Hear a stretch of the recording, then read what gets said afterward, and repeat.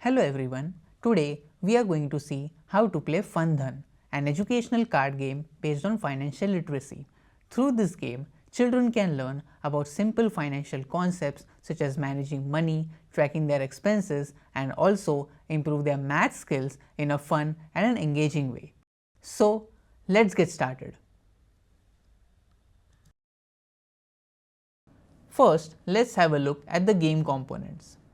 In the box, we have here an instruction booklet, some budget sheets,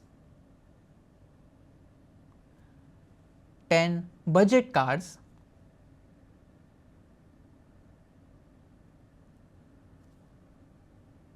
(14) risk cards,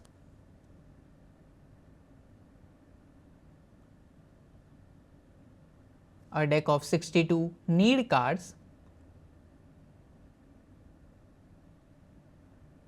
and 3 colored dice. Now let's take a look at the game setup. So this game can be played between 2 to 4 players. But first we'll take a look at the setup for a 3 to 4 player game.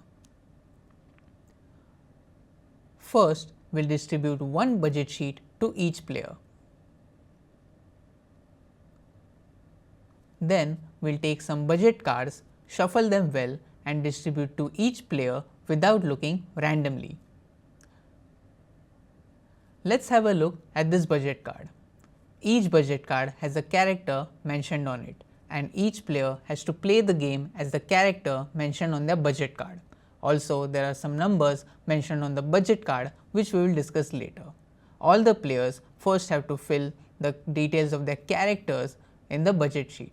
For example, if my character's name is Picasso, I'll write here as Picasso, health target as 45, desire as 60 and savings as rupees 100. The starting money for each player would be always rupees 300. Now let's take the deck of risk cards. We will shuffle them nicely and keep them aside. Then we will take the deck of need cards, shuffle them and place 6 of them face down on the table like this.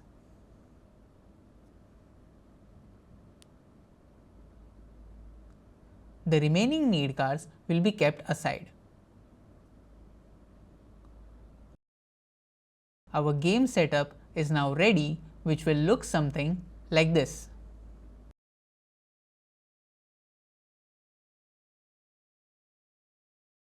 Now let's understand the objective of the game. Each character has been assigned a mission. For example, if my character is Picasso, then my mission is to get 45 health points, 60 desire points and save 100 rupees by the end of the game. The player who achieves all the 3 targets of the mission will win the game. Let's see how to start the game. To start the game, we will first turn all the need cards on the table face up. The player who has recently visited a bank can be the first player to start the game. The first player can either choose one need card out of the 6 need cards on the table or pick one risk card from the top of the deck. First, let's see what happens if you take a need card. Let's assume the first player decides to take a need card out of the 6 placed on the table, and the player chooses this card. For this chocolate card, the player needs to spend 15 rupees as indicated on the card, and also for this card, the player receives 2 health points and 5 desire points. Now the player will fill the budget sheet something like this. Reason for gain or loss in money would be chocolate. So I'll write here as chocolate. And I have spent 15 rupees for it, so I'll write in the second column as minus 15. My health score would be 2 points and the desire score would be 5 points. And initially I had 300 rupees, so in the last column I'll write 300 minus 15 and that would be 285 rupees.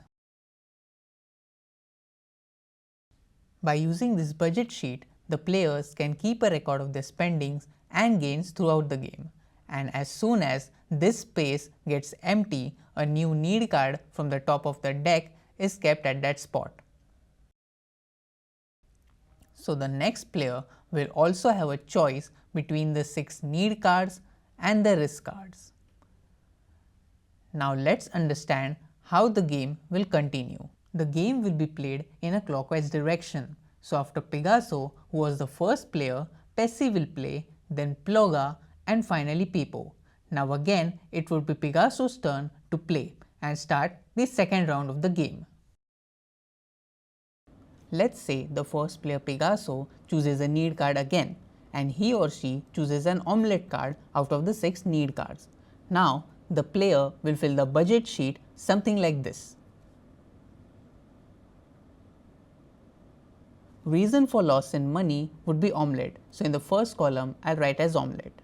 Money lost would be minus 30, so in the second column I'll write as minus 30. Total health of the player would be written as 2 plus 8 equals to 10. And similarly, desire would be written as 5 plus 6 equals to 11.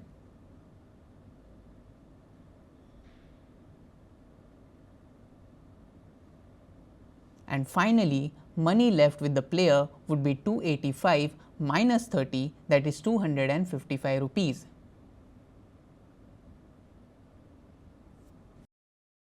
So here we have to keep in mind that whenever we are filling a health score and the desire score in the budget sheet, we fill it cumulatively. The benefit of this is that on each turn we can see what is our health score and the desire score, and how much more points do we need to achieve the mission.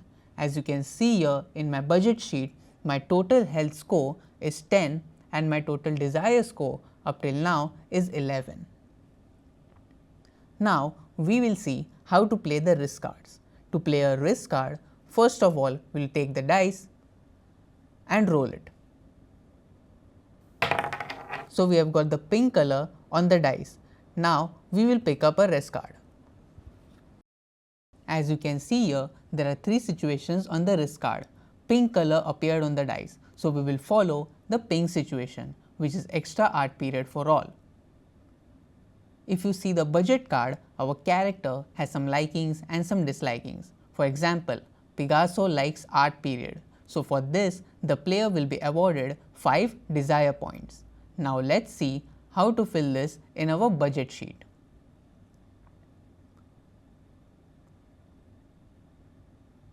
In the first column, I'll write dice roll along with art. On this turn, the player didn't spend or gain any money, so I will write here 0. Health score would be 10. Desire score would be 11 plus 5 equals to 16.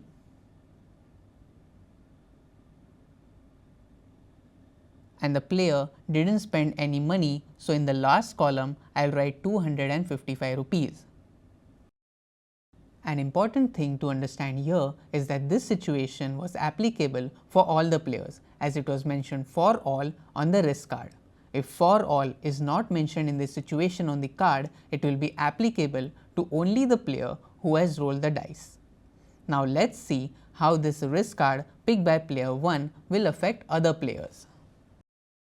Pessi, which is the character for player 2, does not like art period. So 5 points would be deducted from Pessi's budget sheet. For this, we will write in the second row as 9 minus 5.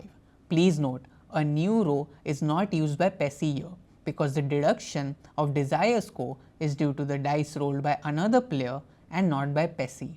On Pessi's turn, Pessi will fill the details in the third row. The final desire score would also be entered in the same turn.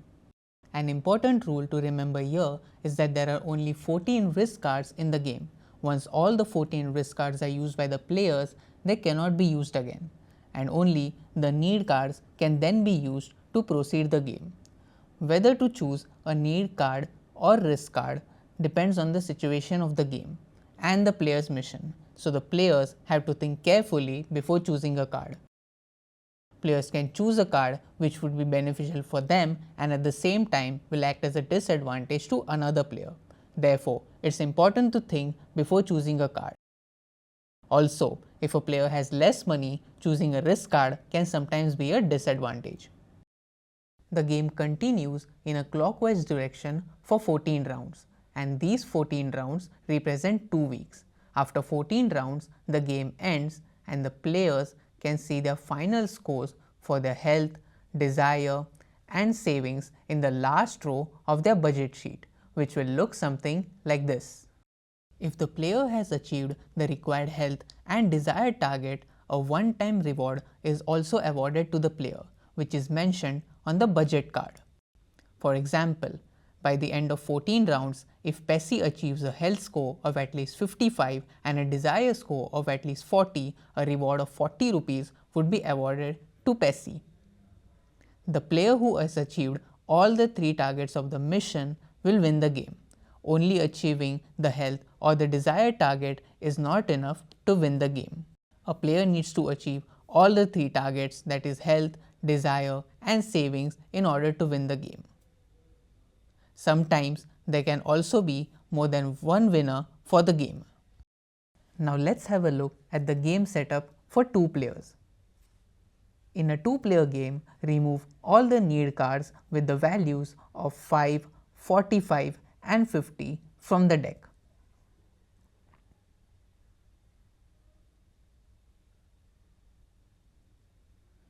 These cards will not be used during the game.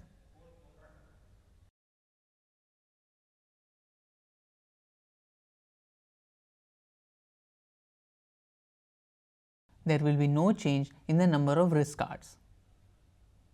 And also, the rest of the rules of the game will remain the same. So this was FunDhan, our educational card game based on financial literacy. We hope you enjoy playing it and learn valuable money management, budgeting, and math skills along the way. If you have any questions or feedback regarding the game, we'd love to hear from you. Feel free to leave your comments and questions in the comment section below. Thank you for watching.